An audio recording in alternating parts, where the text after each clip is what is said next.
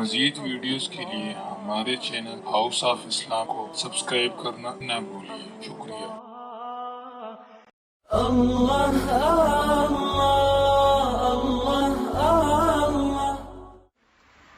کہ توبہ فی الفور کرنی ضروری ہوتی ہے۔ مثلا جوانی میں آپ نے ایک گناہ کیا تو اس کا اسی وقت توبہ کرنی لازم ہو گئی تھی۔ اب اگر آج احساس ہوا کہ میں نے گناہ کیا تھا تو اب ایک توبہ نہیں کرنی پڑے گی، دو توبہ کرنی پڑیں گی۔ ایک گناہ کرنے پر توبہ اور دوسرا گناہ کی توبہ کو جو ہم نے ڈیلے کر دیا، مؤخر کر دیا، اس میں جو دیر کر دی، اس پر بھی توبہ۔ تو دو توبہ بندے پہ کرنی ضروری ہو جاتی ہے۔ تیسرا یہ کہ انسان اپنے نفس پہ اعتماد نہ کرے۔ کبھی بھی نہ سوچیں کہ جی بس میں نے اس کے ساتھ میل جول چھوڑ دیا ہے، بس کبھی ایسے ہی سلام دعا ہو جاتی ہے۔ نہ، جب کسی لڑکی کو دیکھا کہ وہ دین کے راستے پہ نہیں، برائی کی طرف کھینچتی ہے، تو آپ اللہ کی رضا کے لیے اس کو چھوڑ دیں۔ اپنے نفس پہ اعتماد نہ کریں کہ میں تو صرف سلام کرتی ہوں، آج سلام کریں گی، کل کرام کریں گی، پرسوں اس جیسے کام کریں گی۔ تو اس لیے اپنے نفس پہ اعتماد نہ کریں۔ پھر حقوق اللہ کو پورے کریں۔ نماز روزہ اگر رہتے ہیں تو ان کی قضا ادا کریں۔ حقوق العباد ہوں تو ان کو ادا کریں یا ان کو معاف کروائیں۔ حرام اور ممنوع اشیاء کو تلف کر دیں۔ مثال کے طور پہ اگر آپ نے اپنی پکچرز البم بنائی ہوئی ہے تو شریعت نے تصویر کو حرام کہا، سوائے اس کے کہ آئیڈینٹی کے لیے اس کی ضرورت ہو، پاسپورٹ کے لیے، آئی ڈی کے لیے، ڈرائیونگ لائسنس کے لیے، تو شریعت نے مجبوری کے تحت اس کی اجازت دی ہے۔ حج عمرے پہ جانا ہے، اس کی اجازت دی ہے۔ لیکن یہ جو ہم لذت کی خاطر، انجوائے کرنے کی خاطر، فن کی خاطر تصویریں بناتے ہیں، اور بالخصوص شادی بیاہ پر عورتیں جو دلہن بن کے اپنی تصویریں کھنچواتی ہیں، یہ شرعاً حرام ہوتی ہیں۔ تو ایسی تصویروں کا تلف کرنا یہ بھی فرض ہو جاتا ہے۔ یا اگر کسی لڑکی کے کہیں ناجائز تعلقات رہے اور اس مرد نے کوئی چیزیں اس کو گفٹ کے طور پہ دیں، تو ان ناجائز چیزوں کا تلف کرنا اس پر ضروری۔ خط لکھے ہوئے ہیں، کارڈ بھیجے ہوئے ہیں، سب کو پھاڑ دے، آگ میں ڈال دے، اللہ کی رضا کے لیے۔ حرام مال سے پرورش پانے والے بدن کو نیکی میں استعمال کریں، نیک دوست بنائیں، اور توبہ پہ پکا رہنے کے لیے تائبین کے واقعات کو پڑھتی رہیں، یاد کرتی رہیں، تاکہ انسان کی ہمت بلند رہے۔ چنانچہ غامدیہ قبیلہ کی ایک عورت نبی علیہ الصلوۃ والسلام کی خدمت میں حاضر ہوئی، کہنے لگی، اے اللہ کے حبیب صلی اللہ علیہ وسلم، مجھ سے بڑا گناہ سرزد ہو گیا ہے، آپ مجھے پاک کر دیجئے۔ وہ عورت یہ جانتی تھی کہ ایک ہوتی ہے پیشاب پخانے کی ناپاکی، یہ پانی بہانے سے دھل جاتی ہے۔ ایک ہوتی ہے گناہ کبیرہ کی ناپاکی، یہ ناپاکی توبہ کے بغیر نہیں دھلتی۔ مثال کے طور پہ جس بندے نے زنا کا ارتکاب کیا، وہ 70 مرتبہ بھی غسل کر لے تو وہ پاک نہیں ہو سکتا جب تک کہ زنا سے توبہ نہیں کرے گا۔ وہ ظاہری بدن تو پاک ہو گیا، وہ نماز بھی پڑھ سکتی ہے، تلاوت بھی کر سکتی ہے، لیکن جو حقیقتاً اس کا بدن ہے وہ ناپاک ہے۔ تو اللہ رب العزت نے ہر عورت کو پاک دنیا میں پیدا کیا ہے، خامند کے ساتھ رہے تو شرعاً جائز اس کا بدن پاک رہتا ہے۔ جس عورت کے جسم کو غیر محرم نے غیر شرعی طریقے سے ہاتھ لگائے، اس عورت کا جسم پولیوٹڈ ہو گیا، ناپاک ہو گیا۔ اگر فقط ہاتھ لگانا تک تھا تو تھوڑا ناپاک، اور اگر زنا کا ارتکاب تھا تو پورا جسم ناپاک۔ اب یہ ناپاکی توبہ کے بغیر نہیں دھل سکتی۔ چنانچہ ہمارے لیے اللہ رب العزت نے یہ واقعہ صادر کروایا کہ وہ خاتون نبی علیہ الصلوۃ والسلام سے آ کر عرض کرتی ہے اللہ کے حبیب مجھے پاک کر دیجئے۔ نبی علیہ السلام نے دوسری طرف دیکھ لیا، اس نے ادھر سے آ کے پھر یہی بات کی۔ آپ صلی اللہ علیہ وسلم نے تیسری طرف دیکھا، اس نے تیسری طرف آ کر یہی بات کی۔ جب اس نے 4 مرتبہ اقرار کر لیا کہ مجھ سے بڑا گناہ سرزد ہو گیا تو نبی السلام نے فرمایا تجھے وہم ہو گیا ہوگا۔ وہ کہنے لگی اے اللہ کے حبیب صلی اللہ علیہ وسلم میں حاملہ ہوں، مجھے حمل ہو گیا، اس لیے میں پکی بات کر رہی ہوں۔ تو نبی السلام نے فرمایا اچھا تم جاؤ اور جب تمہارے ہاں بچے کی ولادت ہو جائے تب میرے پاس آنا۔ یہ عورت واپس گھر آ گئی۔ اب اس کے پاس گڈ 9 منتھ تھے۔ ان 9 مہینوں میں یہ اپنی رائے بھی بدل سکتی تھی، یہ کسی دوسری بستی میں جا کے رہ سکتی تھی، یہ چلی جاتی وہاں سے، کوئی اس کے پیچھے پولیس تو نہیں پڑی ہوئی تھی، مگر یہ اپنی ضمیر کی قیدی تھی۔ اس کا ضمیر اس کو جھنجھوڑ رہا تھا، ملامت کر رہا تھا کہ دیکھو تم ناپاک ہو چکی ہو، اب اسی حال میں اگر تم مر گئی تو قیامت کے دن تمہیں ناپاک کھڑا کیا جائے گا۔ اور حدیث پاک کا مفہوم ہے کہ جو عورت زنا سے توبہ کیے بغیر مرے گی قیامت کے دن اس بے پردہ عورت کو اللہ تعالیٰ نہیں دیکھیں گے۔ تو اس کے دل میں یہ تھا کہ اللہ میری طرف دیکھنا بھی پسند نہیں کریں گے، میری شکل بھی نہیں دیکھیں گے، مجھے پاک ہونا ہے۔ نہ اس کو دن میں چین تھا، نہ اس کو راحت میں سکون تھا۔ یہ 9 مہینے اس نے پیچ و تاب میں گزارے، زمین اپنی پوری فراخی کے باوجود اس پہ تنگ ہو گئی تھی، وقت نہیں گزرتا تھا، وہ دعا مانگتی تھی میں جلدی فارغ ہو جاؤں بچے والی امانت سے اور میں پاک ہونا چاہتی ہوں۔ جب بچے کی ولادت ہوئی وہ بچے کو لے کے نبی اسلام کی خدمت میں حاضر ہوئی۔ اے اللہ کے حبیب صلی اللہ علیہ وسلم میرے ہاں بیٹا پیدا ہو گیا ہے۔ نبی اسلام نے فرمایا اچھا اس کو دودھ پلاؤ۔ اب دودھ پلانا 1.5 سے 2 سال کا معاملہ ہے۔ اس عورت کے پاس اتنا اور وقت تھا، اس عورت کی رائے نہیں بدلی، وہ عورت اپنی بات سے پیچھے نہیں ہٹی، وہ مکر نہیں گئی، بلکہ اس دوران بھی اس کی یہی کیفیت رہی، حتیٰ کہ جب بچے نے روٹی کھانی شروع کر دی تو وہ ایک دن نبی علیہ السلام کی خدمت میں اپنے بیٹے کو لائی، بیٹے کے ہاتھ میں روٹی کا ٹکڑا تھا۔ اے اللہ کے حبیب صلی اللہ علیہ وسلم میرے بیٹے نے اب روٹی کھانی شروع کر دی، دودھ اس نے بند کر دیا۔ نبی علیہ السلام نے صحابہ سے فرمایا کہ اس پر حد جاری کرو، اس کو پاک کر دو۔ وہ عورت جانتی تھی میرے قبیلے کی بدنامی ہوگی، وہ جانتی تھی کہ مجھے اذیت ملے گی، میری موت آ جائے گی، مگر وہ اتنا بھی جانتی تھی کہ دنیا کی ذلت کم ہے، قیامت کے دن کی ذلت بڑی اور بری ہے۔ لہذا اس نے کہا کہ مجھے پاک کیجئے۔ جب اس عورت کو رجم کیا گیا تو اس وقت ایک صحابی نے غصے کی کوئی فکرہ اس کے سامنے کہہ دیا، نبی علیہ السلام نے سنا تو نبی علیہ السلام نے غصے کی بات کرنے والے صحابی کو منع کیا اور فرمایا کہ نہیں، لقد تابت توبتن، اس عورت نے ایسی سچی توبہ کی ہے، لو قسمت بین 70 من اہل المدینہ وسعتہم، کہ اگر مدینہ کے 70 گناہگاروں پر اس کا ثواب تقسیم کیا جاتا اللہ 70 کی بھی مغفرت فرما دیتے۔ تو ایسے لوگ کہ جن سے غلطی سرزد ہوئی اور پھر وہ عزم کے پہاڑ بن گئے، پھر انہوں نے ایسی توبہ کی جیسی کرنی چاہیے تھی، ان تائبین کے واقعات پڑھ کر بھی انسان کو ہمت ملتی ہے۔ توبہ کرنے والے کے ذہن میں بس اوقات یہ اشکال ہوتا ہے کہ میں نے تو جی زندگی کے پچھلے 30 سال گناہوں میں گزار دیے، میں نے تو بہت گناہ کیے، اتنے سارے گناہ میرے اللہ معاف کر دیں گے؟ جی ہاں، جتنے بھی گناہ ہوں گے اللہ تعالیٰ معاف فرما دیں گے۔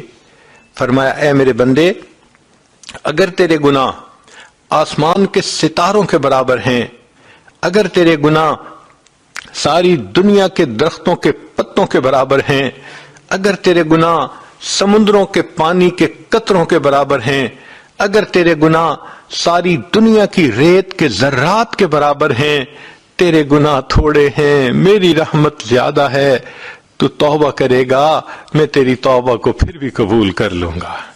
چنانچہ بخاری شریف کی روایت ہے، ابو سعید بن مالک بن سنان رضی اللہ عنہ روایت کرتے ہیں کہ بنی اسرائیل کا ایک آدمی تھا جس نے 100 بندوں کو قتل کیا تھا۔ وہ توبہ کی نیت سے گھر سے چل پڑا، رستے میں موت آ گئی، اللہ نے توبہ کی نیت سے چلنے کی بنا پر اس کے گناہوں کو معاف کر دیا تھا۔ کبھی ذہن میں یہ سوال پیدا ہوتا ہے کہ جی بد کردار مجھ پر چڑھائی کرتے ہیں، وہ جی میں تو گناہوں سے بچتی ہوں، مگر وہ جو بندہ ہے نا وہ میرا پیچھا نہیں چھوڑتا، کالیں کرتا ہے، میسج کرتا ہے، میں نے تو سم بھی بدل لی، پھر کہیں سے اس نے میرا نمبر تلاش کر لیا، میں کیا کروں؟ بھئی بات سیدھی ہے کہ جب آپ نے توبہ کر لی، اب کوئی آپ کو گناہ پہ مجبور کیسے کر سکتا ہے؟ صحابہ رضی اللہ عنہم کے واقعات دیکھیے۔ کعب بن مالک رضی اللہ عنہ ایک صحابی ہیں، ایک سفر میں نبی علیہ السلام کے ساتھ جانے میں دیر ہو گئی تھی، تو نبی علیہ السلام نے اس کا معاملہ اللہ کے سپرد کر دیا تھا کہ تم اللہ سے معافی مانگو، جب تمہاری معافی کی خبر آ گئی تو ہم آپ سے بولنا شروع کر دیں گے، اور سب ایمان والوں کو کہا کہ ان دنوں ان سے گفتگو نہ کریں۔ وہ کہتے ہیں کہ خود میری بیوی مجھ سے بات نہیں کرتی تھی، اور میرے اوپر عجیب ڈپریشن کی کنڈیشن تھی، 1 دن نہیں، 2 دن نہیں، 50 دن کا تقریباً یہ لمبا معاملہ تھا۔ قرآن پاک نے کہا حتی اذا ضاقت علیہم الارض بما رحبت، حتیٰ کہ زمین اپنی پوری فراخی کے باوجود اس پہ تنگ ہو گئی، وضاقت علیہم انفسہم، اور ان کا اپنا جینا تنگ ہو گیا، وظنوا، اور ان کا یہ گمان ہوا، اللہ ملجأ من اللہ الا الیہ، اب اللہ کے سوا کوئی ملجا اور ماوا نہیں۔ کہتے ہیں اس وقت میرے ذہن میں یہ خیال آتا تھا کہ اللہ کے پیارے حبیب صلی اللہ علیہ وسلم مجھ سے خفا ہیں، اگر اس دوران میری موت آ گئی تو میرا حشر میں انجام کیا ہوگا؟ اور کبھی یہ خیال آتا کہ اگر اس دوران نبی علیہ السلام نے پردہ فرما لیا تو پھر میں قیامت کے دن اللہ کو کیا چہرہ دکھاؤں گا؟ تو مجھے سکون نہیں تھا، میں بہت غم زدہ تھا۔ اس حال میں میں باہر نکلا بازار میں، مجھے ایک بندہ ملا جو قریبی ملک کے بادشاہ نے جس کو بھیجا تھا اور اس کو رکا دیا تھا، اور اس نے رکے میں لکھا تھا کہ میں نے سنا ہے کہ آپ کے صاحب نے آپ کے ساتھ قطع تعلقی کر رکھی ہے، آپ ہمارے پاس آ جائیں، ہم خزانے کے منہ کھول دیں گے، بڑے سکون سکھ کی زندگی گزاریں گے۔ وہ فرماتے ہیں کہ یہ گناہ کی آفر تھی، کفر پہ آنے کی آفر تھی، میں نے اس رکے کو پڑھ کے اس کے ٹکڑے کیے، اور تنور جل رہا تھا آگ والا، میں نے اس آگ کے اندر اس کو ڈال دیا۔ آپ بھی ایسے ہی کریں کہ جس طرح انہوں نے خط پھاڑ کے آگ میں ڈالا، کوئی آپ کو خط لکھے پھاڑ کے آگ میں ڈالیں، کوئی میسج کرے اس کو ڈیلیٹ کر دیں، کوئی فون کرے اس کو اٹینڈ ہی نہ کریں۔ جب آپ نے عہد کر لیا، اب کوئی کیسے گناہ پہ مجبور کر سکتا ہے؟ ایک صحابی تھے حضرت مرشد رضی اللہ تعالی عنہ، زمانہ کفر میں، جاہلیت میں ایک عورت کے ساتھ ان کے تعلقات برے تھے، چنانچہ یہ مدینہ طیبہ آ گئے اور انہوں نے کلمہ پڑھ لیا۔ کچھ عرصے کے بعد ان کو تجارت کے سلسلے میں مکہ مکرمہ جانا پڑا۔ یہ مغرب کے بعد گلی میں سے گزر رہے تھے کہ وہ عورت جس کا نام عناق تھا وہ باہر نکلی، اور اس نے دیکھا تو اس نے بڑا وارم ویلکم کیا، hello, how are you, I miss you, I love you, جو گانے گاتی ہیں لڑکیاں وہی اس نے بھی گانے شروع کر دیے۔ تو انہوں نے اس کو ریسپانس نہ کیا۔ وہ بڑی حیران، مرشد تم وہی ہو نا؟ کہ جو مکہ کی گلیوں میں میرے پیچھے پھرتے تھے، مجھے منتیں کرتے تھے، میری سماجت کرتے تھے کہ تھوڑا وقت میرے ساتھ گزار لو، اور میں تمہیں اپنا چہرہ نہیں دکھاتی تھی، آج تم اتنے بے پرواہ کہ میری طرف دھیان ہی نہیں کرتے۔ سنو، میرا خامند سفر پہ گیا ہوا ہے اور میں گھر میں اکیلی ہوں، تم اپنے کام سمیٹ کے آ جانا، ہم آج رات دونوں اکٹھا گزاریں گے۔ اس عورت نے گناہ کی دعوت دی۔ مطلعانوں نے کہا کہ نہیں، میں نہیں آؤں گا۔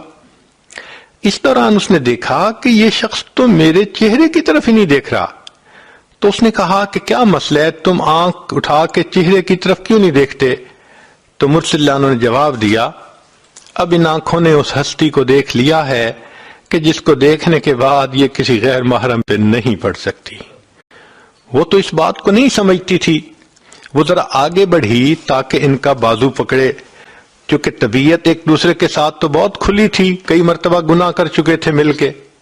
تو جب اس نے ہاتھ آگے بڑھایا نا ان کو پکڑنے کے لیے، تو مرشد اللہ عنہ نے کہا کہ خبردار مجھے ہاتھ مت لگانا، ورنہ میں اپنی تلوار سے تمہارا کام تمام کر دوں گا۔ جب انہوں نے یہ کہا تو وہ گھبرا گئی اور گھر چلی گئی۔ تو محدثین نے لکھا ہے کہ جیسے مرشد رضی اللہ عنہ نے اس عناق کے ساتھ ریسپونڈ کیا، آج ہمیں کسی بد کردار کے ساتھ گناہ کے معاملے میں ایسے ریسپونڈ کرنا چاہیے۔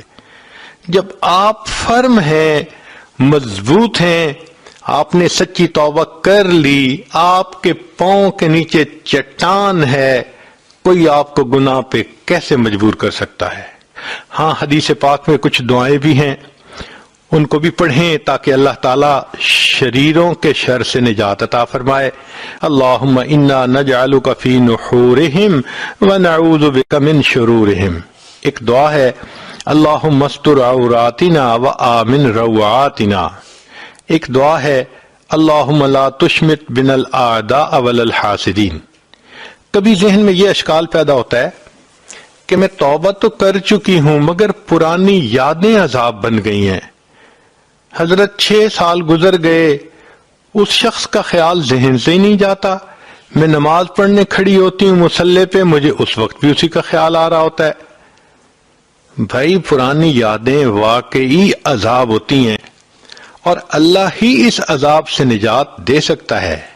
اس کا طریقہ یہ ہے کہ آپ نماز کے بعد، تلاوت کے بعد یا 2 رکعت نفل پڑھ کے اللہ سے مدد مانگیں، اللہ رحمت کر دیجئے، اللہ کی رحمت کا معاملہ ہوگا، اللہ اس پوری میموری کو ہی ڈیلیٹ کر دیں گے، ماضی کی کوئی بات یاد ہی نہیں آتی۔ چنانچہ علماء نے لکھا ہے کہ توبہ قبول ہونے کی چند علامات ہیں، ان میں سے ایک علامت یہ ہے کہ اللہ تعالیٰ اس کو ماضی کی باتیں بھلا دیتے ہیں، خیال ہی نہیں آتا، کبھی اس کے بارے میں سوچ ہی نہیں جاتی۔ تو اگر توبہ قبول ہو جائے گی تو یہ میموری بھی آٹومیٹیکلی ڈیلیٹ ہو جائے گی۔ کبھی ذہن میں یہ خیال آتا ہے کہ کیا گناہوں کا اعتراف کرنا ضروری ہے؟ کہ میں مانوں کہ میں نے گناہ کیے؟ جی ہاں، اللہ تعالیٰ کے سامنے تو اعتراف کرنا پڑے گا، یا تو اس دنیا میں کرنا پڑے گا ورنہ پھر آخرت میں کرنا پڑے گا۔ نبی اسلام نے دعا سکھائی، ابوء لک بنعمتک و ابوء بذنبی، اے اللہ میں آپ کی نعمتوں کا بھی اعتراف کرتا ہوں اور میں اپنے گناہوں کا بھی اعتراف کرتا ہوں۔ تو رب کے سامنے تو اعتراف کرنا ضروری ہے، جو دنیا میں نہیں کرے گا تو پھر وہ جہنم میں جا کے کرے گا۔ قرآن پاک میں فرمایا کہ جہنمی کہیں گے فَاعْتَرَفُوا بِذَنبِهِمْ فَسُحْقًا لِأَصْحَابِ السَّعِيرِ، وہ اپنے گناہوں کا اعتراف کریں گے، بربادی ہے، ناس ہے ان جہنم والوں کے لیے۔ تو دیکھیے، یا تو دنیا میں اعتراف کرنا پڑے گا ورنہ پھر جہنم میں جا کے تو اعتراف کرنا ہی پڑے گا۔ ذہن میں کبھی یہ خیال آتا ہے کہ میں توبہ تو کر رہی ہوں، مجھے لگتا ہے میں گناہ سے بچ نہیں سکوں گی۔ بھئی، میں نہیں بچ سکوں گی، اللہ تعالیٰ تو مجھے بچا سکتے ہیں، وہ تو اس پر قادر ہیں، لہذا اللہ سے دعا مانگیے۔ ہم نے دیکھا ہے کہ جو بندہ خود توبہ پہ پکا نہ رہ سکے، توبہ کرے پھر توڑے، توبہ کرے پھر توڑے، اس کا حل یہ ہوتا ہے کہ کسی اللہ والے کے ساتھ مل کر توبہ کے کلمات پڑھ لے۔ یہ ساتھ مل کر توبہ کے جو کلمات پڑھنے ہیں، ان کی برکت ہوتی ہے، اللہ تعالیٰ آئندہ اس گناہ سے نجات عطا فرما دیتے ہیں۔ قرآن مجید میں اللہ تعالیٰ نے صحابہ رضی اللہ عنہم کی خاص صفت بیان کی، فرمایا اے میرے محبوب صلی اللہ علیہ وسلم فاستقم کما امرت ومن تاب معک، آپ بھی شریعت کے اوپر سیدھے رہیے اور جو آپ کے ساتھ مل کر توبہ تائب ہوئے یعنی صحابہ۔ تو یہ صحابہ کی امتیازی شان تھی کہ انہوں نے نبی علیہ الصلوۃ والسلام کے ساتھ مل کر توبہ کے کلمات پڑھے تھے۔ تو اس کی برکت ہوتی ہے، اللہ والوں کے ساتھ توبہ کے کلمات پڑھ لیے جائیں، اللہ تعالیٰ آئندہ گناہوں سے نجات عطا فرما دیتے ہیں۔ کبھی ذہن میں شیطان یہ خیال ڈالتا ہے وہ جی توبہ کر لیں گے، کون سی جلدی ہے، اللہ رحیم ہے بخش دے گا۔ یہ بہت بڑا اشکال ہے جو ذہن میں شیطان ڈالتا ہے۔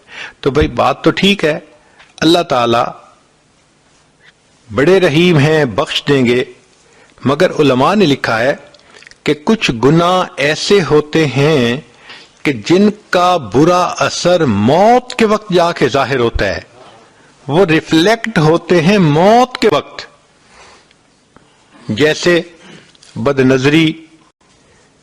بد نظری ایک ایسا گناہ ہے کہ جس کی سزا ملتی ہے ذرا دیر بھی ہو جائے۔ چنانچہ تلبیس ابلیس میں ابن جوزی رحمت اللہ علیہ نے لکھا ہے، ایک حافظ قرآن تھا جس نے شہوت کی نظر سے کسی غیر کو دیکھا، 20 سال کے بعد اس کے سینے سے قرآن پاک کو نکال لیا گیا۔ تو اگر ایک حافظ قرآن بھول جاتا ہے بد نظری کرنے کی وجہ سے، تو اس کا مطلب یہ کہ یہ گناہ بہت کرونک جو ہے گناہ ہے۔ تو علماء نے لکھا ہے کہ زنا ایک ایسا گناہ ہے کہ اس کا اثر موت کے وقت ظاہر ہوتا ہے، اگر توبہ نہ کی جائے تو بندے کو کلمے کی بھی توفیق نہیں ہوتی۔ ایک مرتبہ میں نے اپنے حضرت سے پوچھا کہ حضرت میں بہت کم عقل ہوں، کم علم ہوں، کئی باتیں مجھے سمجھ میں نہیں آتی، اگر آپ مجھے اجازت دیں تو میں آپ سے پوچھ لیا کروں۔ فرمایا ہاں پوچھ لو۔ تو اس عاجز نے یہی پوچھا کہ عجیب سی بات ہے کہ ایک مرتبہ بد نظری بننے پر حافظ کے سینے سے قرآن نکال لیا گیا، یہ تو بہت بڑی سزا نظر آتی ہے۔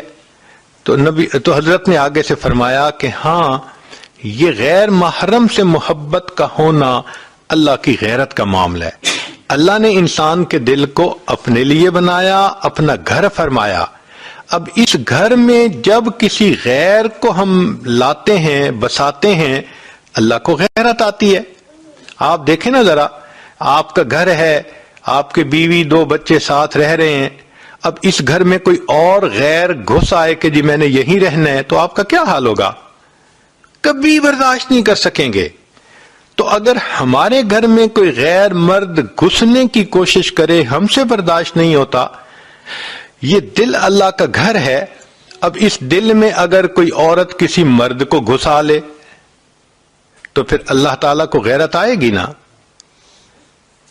یہ جو ہے نا غیر محرم سے میسیجز کرنا، فون پہ باتیں کرنا، غلط تعلق جوڑ لینا، یہ اللہ تعالیٰ کی غیرت اس پر بڑھتی ہے اور اس کا پھر انسان کو وبال ہوتا ہے۔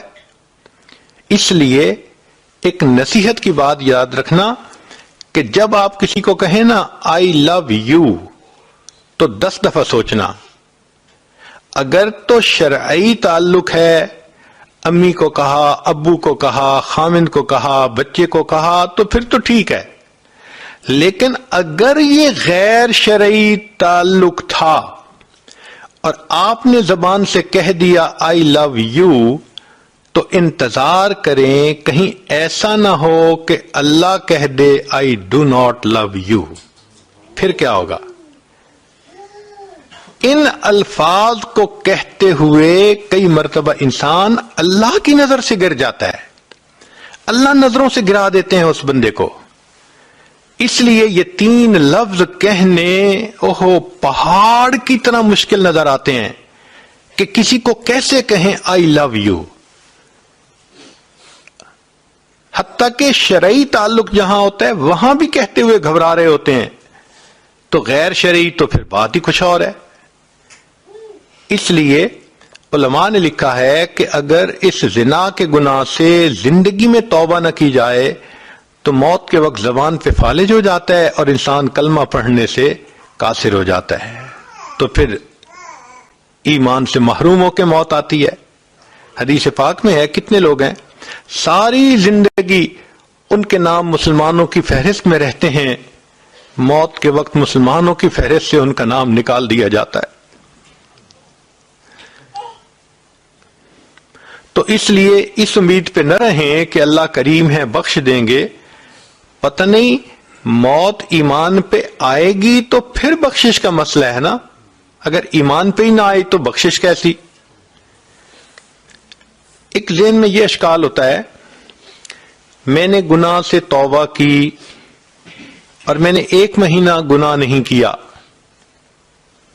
پھر بس شیطان نے بہکا دیا، میں پھر گناہ کر بیٹھی، تو کیا پہلی توبہ ٹوٹ گئی؟ سنیں، پہلی توبہ نہیں ٹوٹی، وہ تو قبول ہو چکی. ہاں اب اگر گناہ ہو گیا تو اس نئے گناہ پر نئی توبہ کرنی پھر ضروری ہو گئی. کبھی ذہن میں یہ آتا ہے کہ ایک گناہ کرتے ہوئے میں دوسرے گناہ سے توبہ کر سکتی ہوں. مثال کے طور پہ ایک لڑکی بے پردہ بھی گلی میں پھرتی ہے اور اس کے غیر محرم سے تعلقات بھی ہیں. اب وہ کہتی ہے ٹھیک ہے میں غیر محرم سے تعلقات تو ختم کر دیتی ہوں مگر میں ابھی پردہ نہیں کر سکتی.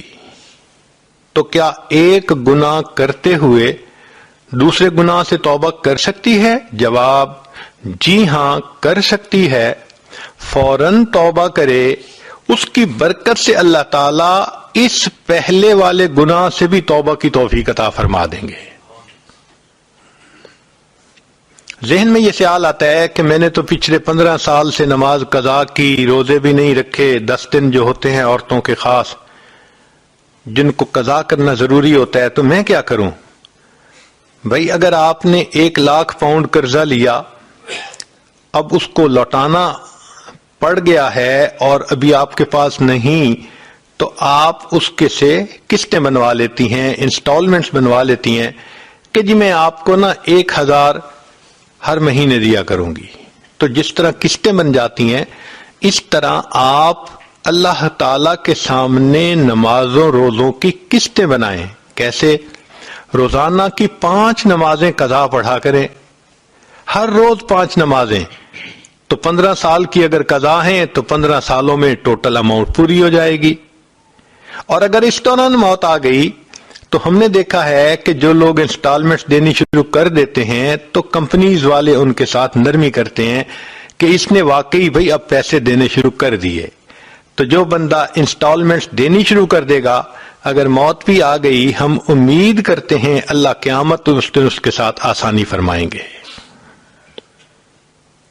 ایک بندہ کہتا ہے میں نے غیبت کی، تو بھئی غیبت کی اللہ رب العزت سے بھی معافی مانگنی پڑتی ہے اور غیبت کی اس بندے سے بھی معافی مانگنی پڑتی ہے جس کی غیبت کی گئی ہو. اب اس کا طریقہ یہ ہے کہ اس سے بھی معافی مانگیں اور اللہ تعالی سے بھی معافی مانگیں. معافی مانگتے ہوئے اس کو تفصیل بتانا ضروری نہیں ہے کہ میں نے کیا کیا کہا، یوں کہیں گی تو دشمنی بن جائے گی. بس اتنا کہیں کہ جی آپ کے حقوق ہیں میرے اوپر، میں پورے نہیں کر سکی، آپ مجھے معاف کر دیں. شریعت کہتی ہے اس نے معاف کر دیا تو بھی معاف، اگر وہ سن کے بات مسکرا پڑی تو بھی معاف ہو گیا، اگر اس نے کہا کوئی بات نہیں تو بھی معاف. تو دنیا میں معافی مانگنا آسان. اگر کوئی کہے جی میں نے چوری کی کیا کروں؟ بھئی جس کا مال چوری کیا اس کو مال واپس کرو. ہو جی وہ تو بندہ ہی فوت ہو گیا، بھئی اس کے ورثاء کو واپس کرو. ہو جی مجھے تو ورثاء کا بھی نہیں پتا کہاں ہے کہاں نہیں، تو شریعت کہتی ہے کہ ایسی صورت میں وہ مال اللہ کے راستے میں صدقہ کر دیں، اس نیت کے ساتھ کہ اللہ تعالیٰ قیامت کے دن اس کا جو ثواب دیں گے یہ اس بندے کے نام اعمال میں جائے گا۔ ایک بندہ کہتا ہے میں نے سود کا مال کھایا، بھئی توبہ کریں، اور جی میرا جسم سود کے مال سے پلا بڑا۔ بھئی جو جسم حرام مال سے پلے، اب اس کا طریقہ یہ ہے کہ اس جسم کو نیکی میں صرف کریں، مثلا تلاوت کریں، اگر آپ نے غیر محرم کی شکلیں دیکھیں، سکرین کے تماشے دیکھے، نگاہوں کا غلط استعمال کیا، اب اللہ کے قرآن کو پڑھیں۔ اللہ کا قرآن پڑھنا عبادت ہے، نیکی ہے۔ بیت اللہ کو دیکھیں، ماں باپ کے چہرے کو دیکھنا عبادت، میاں بیوی ایک دوسرے کے چہرے کو مسکرا کر دیکھیں، یہ بھی عبادت۔ تو اب آنکھ کا صحیح استعمال کریں، ماں باپ کا اولاد کی طرف محبت سے دیکھنا، یہ بھی عبادت۔ تو پہلے غلط استعمال ہوا، اب آنکھوں کا ٹھیک استعمال کریں۔ پہلے آپ نے ٹیلی فون پہ لمبی باتیں کی غیر محرم سے، اب آپ اللہ کی خوب تعریفیں کریں، دین کی دعوت کا کام کریں، اپنی زبان کو نیکی کی باتوں میں استعمال کریں تاکہ اس کی مکافات ہو جائے۔ ایک آدمی کہتا ہے کہ جی میں شراب پیتا تھا، توبہ کی، کیا کروں؟ بھئی آپ ایسا اگر کوئی نیک کام کریں کہ جس سے غریبوں کو پانی ملے تو آپ کے شراب کے گناہ کی مکافات اس سے ہو جائے گی۔ جو بندہ بدکاری کا گناہ کرتا رہا، توبہ کر لی، اب اسے چاہیے کہ لوگوں کو ہیلپ کرے جو اپنی بیٹی یا بیٹوں کے آگے نکاح نہیں کر سکتے، شادی نہیں کر سکتے، ان کے پاس اسباب نہیں ہوتے، ان کی مدد کر کے آگے نکاح کروا دینا تاکہ لوگ پاک دامنی کی زندگی گزاریں، یہ اس کی مکافات ہوتی ہے۔ ذہن میں ایک سوال یہ پیدا ہوتا ہے کہ توبہ کے لیے عمل کیا کریں؟ سیدنا صدیق اکبر نبی علیہ السلام سے ایک حدیث روایت کی ہے، فرماتے ہیں ما من رجل یذنب ذنبا ثم یقوم فیتطہر ثم یصلی رکعتین ثم یستغفر اللہ غفر اللہ لہ۔ اگر کوئی بندہ گناہ کر بیٹھے، اس کو چاہیے کہ وضو کرے، پھر 2 رکعت صلاۃ الحاجت پڑھے اور پھر استغفار کرے، اللہ تعالیٰ اس کے گناہوں کو معاف فرما دیتے ہیں۔ آخری بات، ذہن میں یہ بات آتی ہے کہ انسان اگر توبہ کرے تو کس کیفیت کے ساتھ توبہ کرے، یہ سب سے اہم نکتہ ہے، کیونکہ جتنا گڑ گڑا کے عاجزی سے، زاری سے اللہ تعالیٰ کے سامنے فریاد کریں گے، اتنا جلدی اللہ تعالیٰ توبہ کو قبول فرما لیں گے۔ چنانچہ وہب بن منبہ رحمۃ اللہ علیہ ایک بزرگ گزرے ہیں، پہلے عیسائی تھے، پھر کلمہ پڑھ کے مسلمان ہو گئے۔ تو ان کا یہ واقعہ ہے، انہوں نے بتلایا کہ بنی اسرائیل میں ایک نوجوان تھا جو بہت بدکاری کرتا تھا، بستی والے تنگ آ گئے تھے، حتیٰ کہ انہوں نے سوچا کہ اب اگر اس نے بدکاری کی تو ہم اس کو پہلے تو ٹھکائی کریں گے، مار پیٹ کریں گے، پھر اس کو دھکے دے کر شہر سے نکال دیں گے، یہ یہاں رہنے کے قابل نہیں۔ وہ کچھ عرصہ تو گناہ سے بچا رہا اور بالآخر اس نے پھر وہی گناہ کر لیا۔ بستی والوں نے خوب پٹائی کی اور اس کو ذلیل و رسوا کر کے دھکے دے دے کے شہر سے باہر نکال دیا۔ اس زمانے میں شہر چھوٹے ہوتے تھے تو شہروں کے گرد 4 دیواری بنی ہوتی تھی۔ شہر کے دروازے کے سامنے ویرانہ سا تھا جہاں چند درخت تھے۔ وہ نوجوان وہاں جا کے رہنے لگا، نہ کھانا تھا، نہ پینا تھا، نہ رہنے سونے کی کوئی جگہ تھی۔ اس دوران لگتا ہے کہ اس کو بخار آ گیا۔ بیماری بھی ہو اور دوائی نہ ہو تو بیماری ایگریویٹ ہو جاتی ہے، یا موسم اگر سخت زیادہ ہو، زیادہ سردی ہو تو بیماری اور بڑھ جاتی ہے۔ اس کے ساتھ بھی کوئی ایسا ہی معاملہ ہوا، حتیٰ کہ اس کی موت کا وقت آ گیا۔ اب جب اس کی موت کا وقت آ گیا تو ذرا پورا واقعہ سنیے کہ معاملہ ہوا کیا.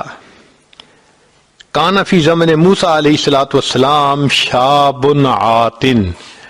موسیٰ علیہ السلام کے زمانے میں ایک نوجوان تھا جو سرکش تھا، مسرف علی نفسہ، اپنی جان پہ بڑا ظلم کرتا تھا. فاخرجوہ من بینہم لسوء فعلہ، چنانچہ بنی اسرائیل والوں نے اس کو اس کی بدکاری کی وجہ سے بستی سے نکال دیا تھا.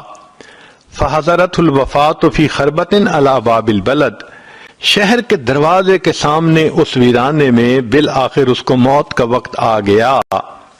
فاوحى اللہ تعالی الی موسیٰ علیہ السلام، اللہ تعالی نے موسیٰ علیہ السلام کی طرف وحی نازل فرمائی اور کہا کہ اے میرے پیارے پیغمبر علیہ السلام، ان ولی من اولیائی حضرہ الموت، میرے اولیاء میں سے ایک ولی کو موت آ گئی ہے.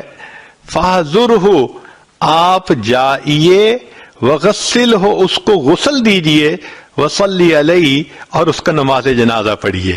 اللہ اکبر، اتنا بدکار قسم کا نوجوان، اور اللہ اس کے بارے میں وہی نازل فرماتے ہیں موسیٰ علیہ السلام کو کہ میرے اولیاء میں سے ایک ولی کی موت آ گئی ہے.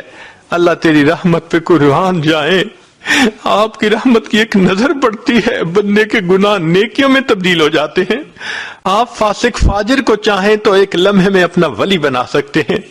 اللہ رب العزت نے موسیٰ علیہ السلام کی طرف یہ نازل فرمائی کہ فاحذرہ، اب آپ اس کے پاس جائیے، وغسلہ، اور اس کو غسل دیجئے، وصلی علیہ، اور اس کا نماز جنازہ پڑھیے، وقل لمن کثر عصیانہ، اور اعلان کر دیجئے بنی اسرائیل میں کہ جس شخص کے گناہ بہت زیادہ ہوں، یحضر جنازتہ، وہ آ کر اس شخص کا نماز جنازہ پڑھ لے، لأغفر لہم، میں جنازہ پڑھنے والوں کے بھی گناہ کو معاف کر دوں گا. اللہ اکبر کبیرہ. جب موسیٰ علیہ السلام پر یہ وحی اتری تو فنادا موسیٰ علیہ السلام فی بنی اسرائیل، موسیٰ علیہ السلام نے بنی اسرائیل میں اعلان کروا دیا، لوگو، اللہ کے اولیاء میں سے ایک ولی کی وفات ہوئی، جو جنازہ پڑے گا زندگی کے سارے گناہ معاف ہوں گے. فکثر الناس، چنانچہ بنی اسرائیل کے لوگ بہت کثرت کے ساتھ وہاں آ گئے. فلما حضروہ، جب وہ وہاں آئے، عرفوہ، انہوں نے اس نوجوان کو پہچانا. فقالو، کہنے لگے، یا نبی اللہ، اے اللہ کے نبی علیہ الصلوۃ والسلام، ھذا ھو الفاسق، یہ تو وہی فاسق و فاجر شخص ہے، الذی اخرجناہ، جس کو ہم نے بستی سے نکال دیا تھا ذلیل و رسوا کر کے. فتعجب موسیٰ من ذالک، موسیٰ علیہ السلام اس بات پہ بڑا تعجب کرنے لگے کہ بات تو لوگوں کی بھی ٹھیک ہے. جب انہوں نے یہ کہا، فأوحى اللہ الیہ، اللہ نے موسیٰ علیہ السلام کی طرف وحی نازل فرمائی، صدقوا وہم شہدائی، الا انہ لما حضرتہ الوفات فی ہذہ الخربۃ نظر یمنۃ و یسرۃ.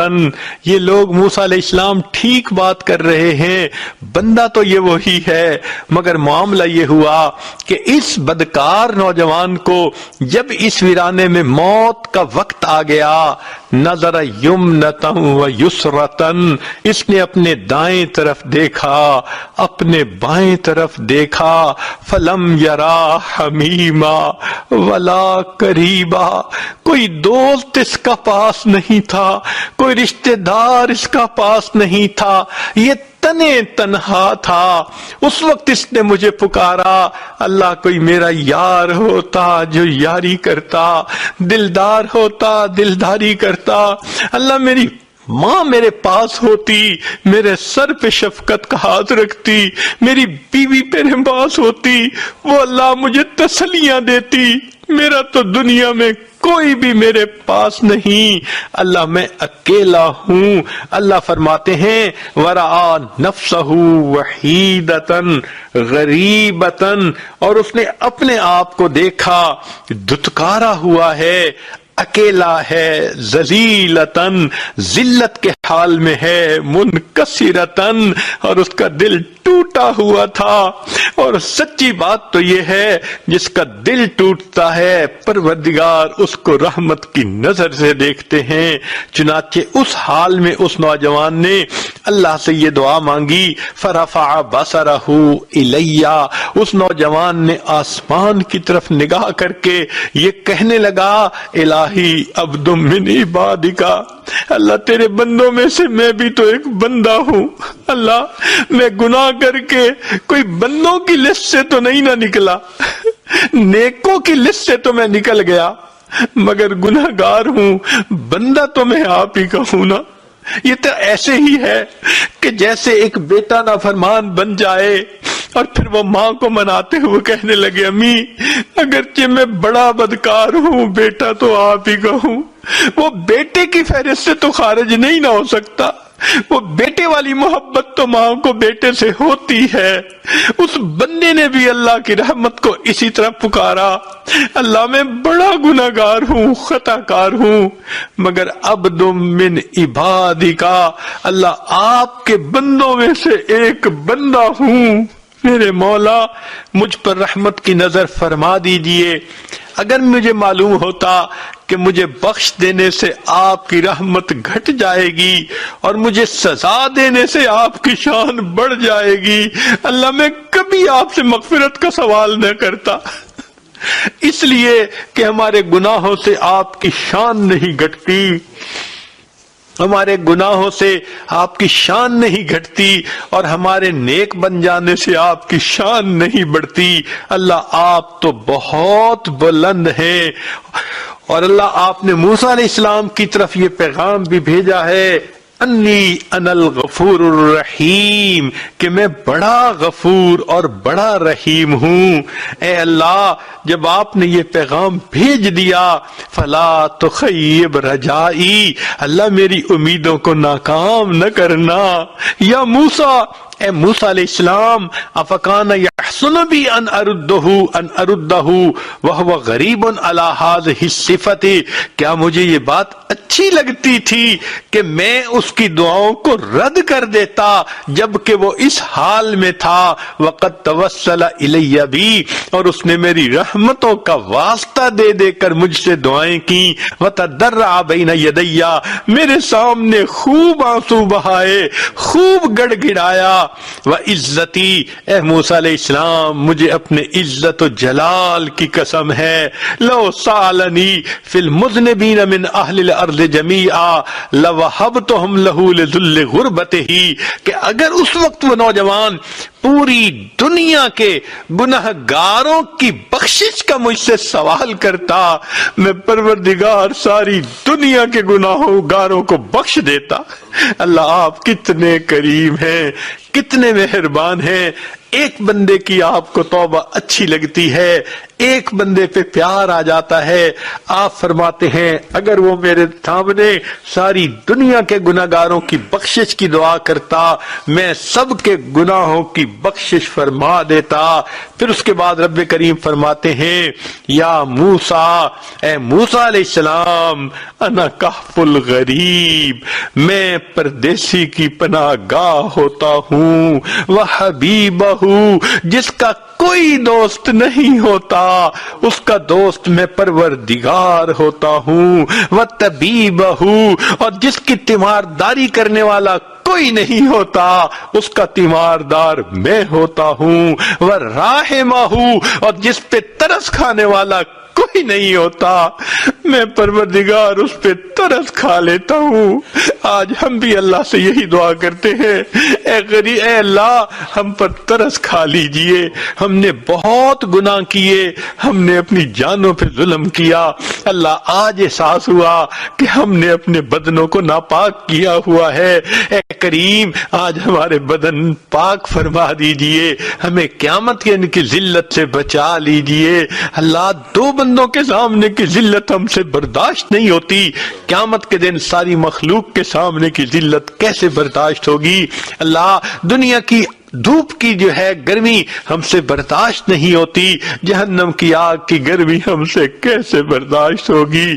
کریم آقا آج رحمت فرما دیجئے، ہمارے پچھلے گناہوں کو معاف کر دیجئے، آئندہ ہمیں نیکوکاری اور پرہیزگاری کی زندگی عطا فرمائیے۔ وآخر دعوا